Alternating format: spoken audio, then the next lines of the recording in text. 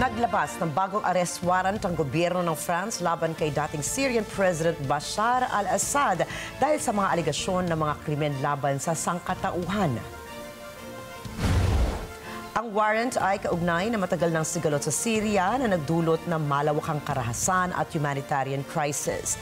Ayon po sa ulat, layunin ng France na ipanagot si Assad sa mga insidente ng torture, forced disappearances at maging paggamit ng kemikal na armas laban sa mga sibilyan.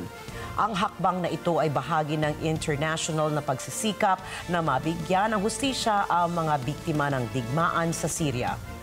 Patuloy na nananawagan ng mga human rights groups na magsagawa ng mas malawakang aksyon upang mapanagot ang mga may sala at matigil ang mga paglabag sa karapatang pantao sa rehiyon.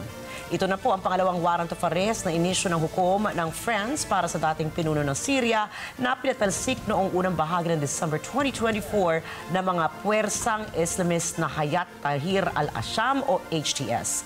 Inilabas noong November 2023 ang unang warrant laban kay Bashar al-Assad dahil sa mga paratang naman ng pakikipagsabwatan sa mga krimen laban sa sangkatauhan at pakikipagsabwatan umano sa mga krimen sa digmaan. Kasunod ito ng pagsisiyasat ng France sa mga chemical attacks sa Douma at sa distrito ng Eastern Ghouta noong August 2013 na nakapatay sa mahigit 1,000 katao.